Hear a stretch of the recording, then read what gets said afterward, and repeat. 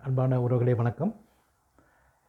இன்று நான் கலந்துரையாடப் போவது பாடசாலைகளுக்கு புதிதாக ஆசிரியர் நியமனம் பெற்று வருகின்ற ஆசிரியர்களுக்கானது. இன்னும் இப்பொழுது மீண்டும் தொடர்ச்சியாக பாடசாலைக்கு அதிபர்கள் ஆசிரியர் இடமாற்றம் செல்லுகிறார்கள். அவர்களுக்கு ஆனதுதான்.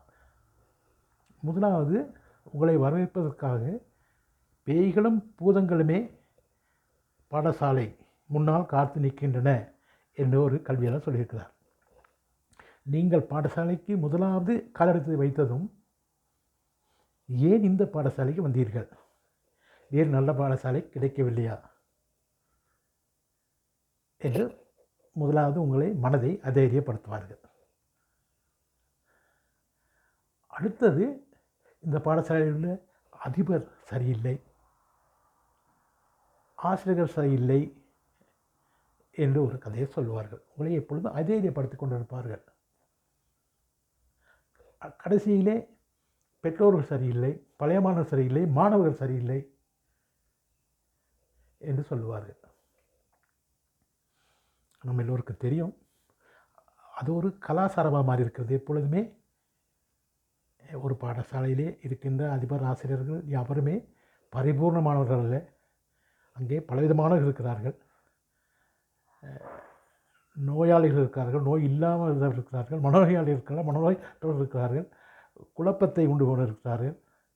இப்படி பலவிதம் படிப்பிக்காமல் இருப்பவர்கள் இருக்கிறார்கள், படிப்பவர்கள் மீது பொறாமை கொள்வர்கள் இருக்கிறார்கள். இப்படி பலவிதமான பலவாறு செயல்களில் உள்ளவர்கள் இங்கே இருக்கிறார்கள். ஆகவே இவர்கள் நீங்கள் செல்லுகின்ற பொழுது உங்களை அதைரியப்படுத்தினால், ஒன்று அவர்களது பக்கம் எடுத்துக்கொள்ளலாம். வேலை செய்யாத ஒரு கூட்டத்தோடு, குழப்பம் செய்கின்ற ஒரு கூட்டத்தோடு. இன்னும் ஒரு சில சாதிகள் படிப்பிப்பவர்கள், அவர்களும் அமைதியாக இருப்பார்கள். இதுதான் உங்களை பாடசாலையிலே. இவை எல்லாவற்றிலும் அவர்கள் உங்களை அடிபணிய வைக்க முடியாது போனால், கடைசியாக அவர்கள் பயன்படுத்துகின்ற ஆயுதம்தான் சாதி. அவர் அந்த சாதிக்காரர், இவர் இந்த சாதிக்காரர். இது யாவற்றும் தோற்று போனால் கடைசியில் உங்களே சொல்வார்கள், இவர் குறைந்த சாதிக்காரர். உங்களை அடி பொதுவாக தமிழர் பண்பாடு சாதியத்தில் தான் முடிகிறது. கடைசியில் அதையும் சொல்லி எப்படியாவது உங்களை தைரியப்படுத்துவார்கள். எல்லா பாடசாலைகளிலுமே படிப்பிக்கின்ற ஒரு கூட்டம் இருக்கிறது, படிப்பிக்காத ஒரு கூட்டம் இருக்கிறது.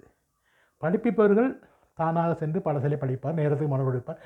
படிப்பிப்பாளர்கள் செய்வார்கள், படிப்பவர்களை குழப்பம் பண்ணுவார்கள், மாணவர்களை தூண்டி விடுவார்கள், பெற்றோர்களை தூண்டி விடுவார்கள், ஆசிரியர்களை தூண்டி விடுவார்கள். இப்படி பலவிதமான குழப்பத்துக்கு மத்தியில் அவர்கள் குளிர்காய்வதற்காக ஆயத்தமாக இருப்பார்கள். இன்னொரு கூட்டம் இருக்கிறது, மொட்டை கடிதம் போடுவது. தொடர்ச்சியாக மொட்டை கடிதம், அது ஒரு கலாச்சாரம். கல்வி திணைக்களத்துக்கு, பெற்றோர்களுக்கு, அரசியல்வாதிகளுக்கு மொட்டை கடிதம் போட்டு அவர்கள் ஒரு குழப்ப சூழ்நிலையிலே அவர்கள் இந்த கலங்கிய குட்டையிலே மீன் பிடிப்பதற்கு ஆயத்தமாக இருப்பார்கள். ஆகவே நீங்கள் பாடசாலைக்கு செல்லும் பொழுது நீங்களாக இருங்கள். உங்களை நீங்களாக வைத்துக் கொள்ளும். உங்களோட நோக்கம் தலைமைத்துவத்துக்கு கீழ்ப்படிந்து மாணவர்களுக்கு நல்ல கல்வியை கொடுப்பது, ஒரு நல்ல பிரஜையை உருவாக்குவது என்கின்ற ஒரு செயற்பாட்டிலே தான் அங்கே நீங்கள் செல்ல வேண்டும். அதற்காக இவர்கள் சொல்லுகின்ற ஒரு பக்கம் இந்த ஒருவரை பற்றி ஒருவர் குறை சொல்வது, மற்றவரிடம் போய் ஒன்றுக்கு இரண்டாக கதை சொல்வது, அப்படிப்பட்ட பலவிதமான இங்கே நினைக்கப்படாத ஆசிரியர்கள்லாம் புனிதமானவர்கள், கடவுள்களுக்கு ஒப்பானவர்கள் என்று மாணவரை விட தரந்தாழ்ந்தவர்கள் இருக்கிறார்கள், பெற்றாரை விட தரந்தாழ்ந்தவர்கள் இருக்கிறார்கள். அது முழுமையாக நம்பிவிட வேண்டாம் என்று தான் உங்களுக்கு சொல்லி, நீங்கள் உங்களோட கடமையை செய்யுங்கள். பல இருப்பார்கள். மகாத்மா காந்தியோடு சொல்லியிருக்கிறார்கள்.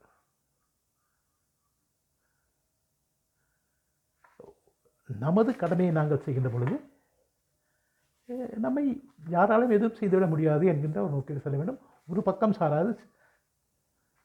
எப்பொருள் யார் யார் வை கேட்பினும் அப்பொருள் மெய்ப்பொருள் காண்பது அறிவென்று சொல்வார்கள். முதலாவது, நீங்கள் ஒரு புதிய செயற்பாடை, புதிய ஒரு முன்னேற்ற செயற்பாடை செய்கின்ற பொழுது அவர்கள் என்ன செய்வார்கள், அதை அப்படியே கவனிக்காமல் விட்டுட்டு போவார்கள். அவருக்கு என்ன இக்னோர் பண்ணி விட்டு போய்விடுவார்கள். அதன் பின்னர் நீங்கள் பாடசாலை செய்கின்ற பொழுது இவர் தான் வந்து பாடசாலை செய்யப்படுறது கூட குறை சொல்வார்கள், அதை செய்கிறது இதை செய்கிறது கூடாது என்று. மூன்றாவது உங்களை கேவலப்படுத்தாது. இவர் புதிதாக வந்து புதிய தும்பு கட்டி கூட்டுகிறது, அதுவும் பின்னர் கூட்டாது என்று சொல்வார்கள். அதையும் செய்ய முடியாவிட்டால் உங்களை கெடுப்பதற்கான சொல்லி உங்களை பற்றிய குறைகளை தேடுவார்கள். இவர் அப்படிப்பட்டவர், இவர் இப்படிப்பட்டவர். நான் சொன்னேன் தான் ஏற்கனவே, இது எல்லாவற்றையும் தோற்று போனது. கடைசியிலே இவர் எந்த சாதி, இவர் கலந்திருக்க சாதி, நீங்கள் ஒரு சாதியாக இருக்கலாம், நீங்கள் கலந்த ஒரு சாதியாக இருக்கலாம், மற்றும் சொந்த அதை சொல்வார். இவர் அப்படியே எடுத்துக்கொண்டு ஒரு கேவலமான செயல்பட்டு இறங்குவார்கள். இது யாவற்றிலும் நீங்கள் தோற்று போனால் சொல்லுவார்கள், நீங்கள் தான் பரமான ஆசிரியர், உங்களை நாங்கள் பாராட்டுகிறோம் என்று சொல்லி உங்கள் குடுமையை படிப்பார்கள். குடுமையை படிக்க விடாத போனால் உங்களுக்கு காலை. ஆகவே இப்படிப்பட்ட இத்தனை விதமான பண்பாடு கலாச்சாரம் கொண்ட ஒரு சமூகத்திலே நீங்கள் தடையிடப் போகிறீர்கள். ஆகவே நீங்கள் உங்களை திடப்படுத்திக் கொண்டு ஸ்திரமாக உங்களது கடமை என்ன, நாங்கள் படித்த பாடங்கள் என்ன சொல்லி பாடசாலையிலே நீங்கள் புதிய ஆசிரியராக இருந்தால் என்ன, அதிபராக இருந்தாலும் மாற்றம் போனாலும் நீங்கள் கடமை செய்தால் உங்களுக்கு நிச்சயமாக என்றும் தோல்வியில்லை என்று கூறி விடைபெறுகிறேன். வணக்கம்.